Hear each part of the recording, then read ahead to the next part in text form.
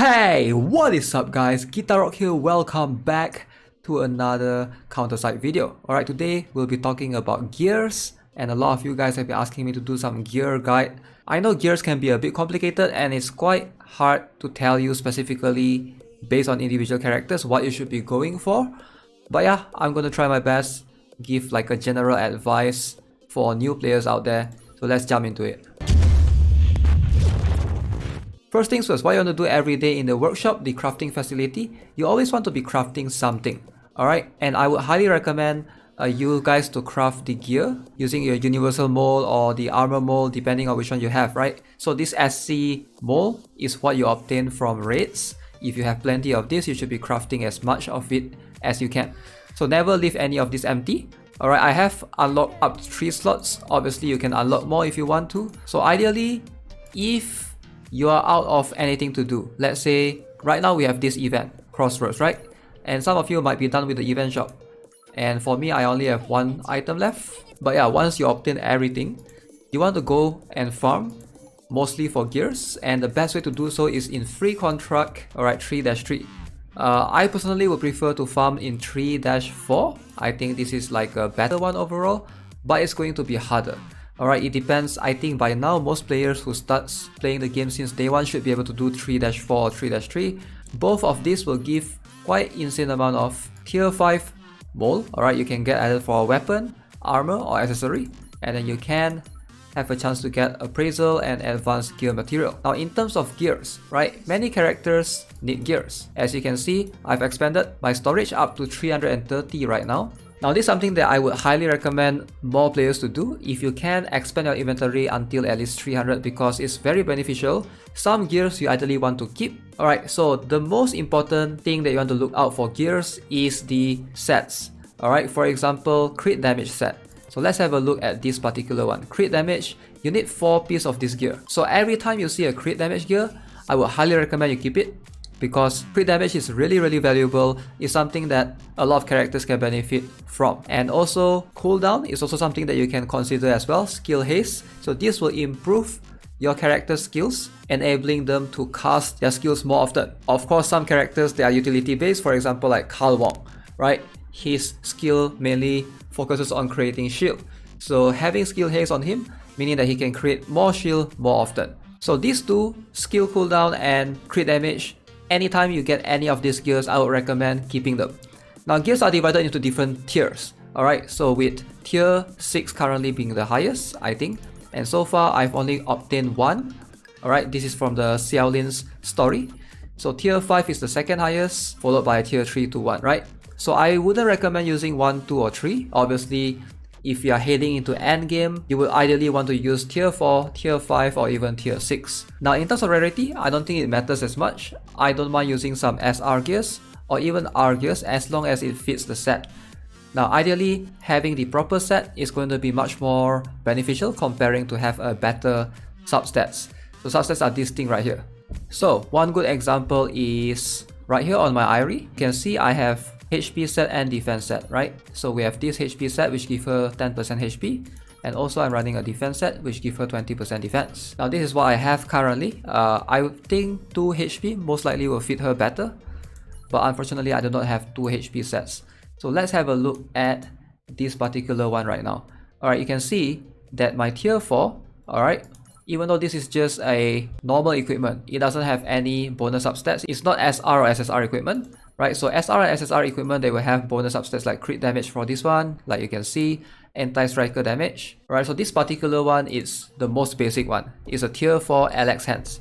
So if you look here, my defense plus 20%, right? Like I mentioned, getting these sets is going to be your priority number 1, followed by the substats. Alright, if you do not have anything that gives defense in the battle gear, you ideally want to use this. I have no choice, because the defense 20% for Irie, in my opinion, is quite valuable. So I don't think I have anything that can replace this one right here. Yep, I do not have any defense. I have a lot of anti-striker, crit damage. In general, most of your defenders, you ideally want to give them either HP sets or defense sets, depending. Alright, so some characters is better off going for 2 HP sets, for example, and there are some characters that's better off going for, you know, defense sets in general. So let's show you guys an example. Ryan right here. Alright, Ryan is really tanky, but he is more suited towards HP because his HP is way higher compared to his defense, right? So for him, I would say if you can get more HP, would be better. So in terms of your damage dealers, ideally someone like Gaean for example, alright, you can either go for crit damage, depending, or you could go for attack speed,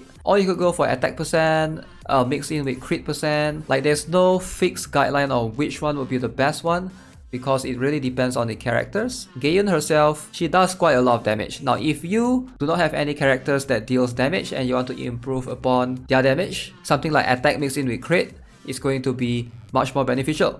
But there are some characters that benefits from skill cooldown, and this you need to pay attention. Alright, some utility based character, for example John Mason, so I gave him the skill haste. Even characters like Carl Wong for example, I don't really use my Carl Wong for damage, I use him more for this particular skill where he can summon his shield. So if you give him skill cooldown, he will be able to summon the shield more often, right? So something like Carl Wong, even a Young Harim, having skill cooldown is going to be better. But of course for her, I don't have skill cooldown spare set, so I'm just going to make her tanky for the time being. That's sort of like a general rule, but it can still vary depending on the characters. Alright, let's go over here. Now as you can see, the main stat of this gear, the hit plus 145, this will be the one that will be improved. So every time I try to enhance, let's say I go and add more gears, so this will improve this stat. It will not improve the other two stats. Alright, so how do you improve the substats, right? To improve the substats, you have to go to gear tuning. This is where you can do the adjustment rate. You have to consume this thing called the tuning binary, and it's going to consume quite a number of credits as well. So as you can see, this one is already at 99%. So I don't think it's worth wasting my gold and wasting the tuning binary. So let's find this one for example. Alright, so this one might be more worth it. Like you can see, I can tune the crit damage if I want to. So let's try to improve. Now it's 7.6%, 59%. So if I improve this, alright, it increased a little bit to 8.5%, right?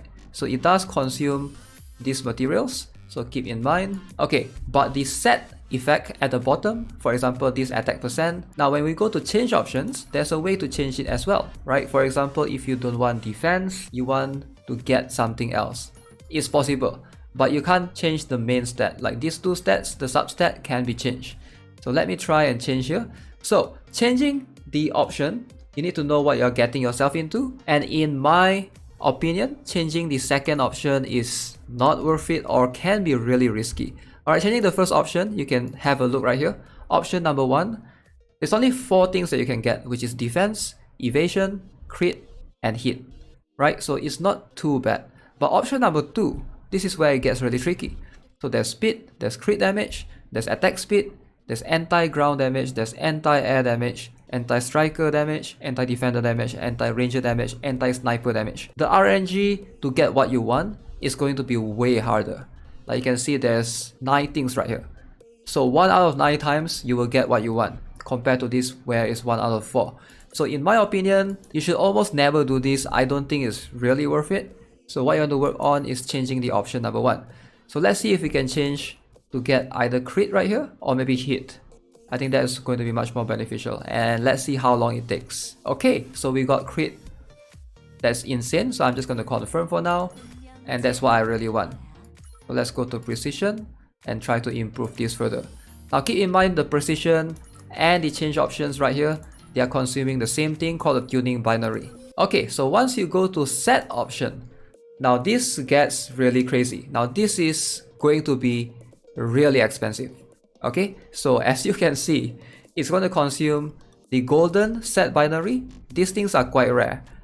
There's not many places that you can get this. I believe you can buy some from the consortium shop, but they are quite rare in general. So is it worth it to change your set effect? Yes, if you have good gears, but the thing is, again, there's a lot of things right here. As you can see, it's even harder to get what you want. There are 16 different things that you can get. It's gonna take a while before you can roll into what you want. So 1 out of 16 chance to get what you want. So let's say you want crit damage, man, it's gonna be a while before you can get there. So I would say if you can, save this for only the highest tier of gears. Alright, I wouldn't waste using this on a tier 4 or tier 5 even. Maybe only use this on tier 6 if you can.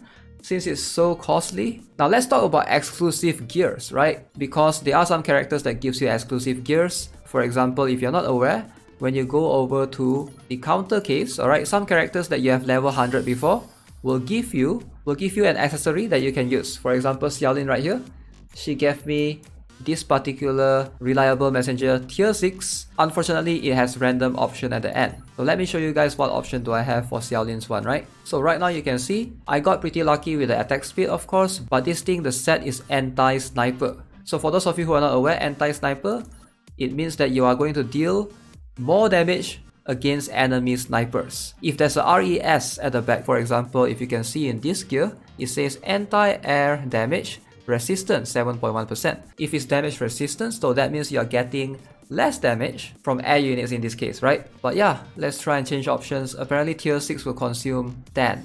Alright, anything but anti-sniper, I guess. Let's go. Oh, anti-ranger.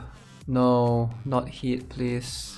I'll prefer crit damage on Xiaolin because she always crit. So I'm going to stick with this. I guess I'll build my Xiaolin towards the attack speed. Alright guys, so that is going to be it for today's video. And yeah, let me know what you guys think. If there's anything that you guys would love to add, leave it in the comments below. As always, if you haven't already subscribed to the channel, give this video a like. I'll see you guys in the next one. Have a nice day. Goodbye.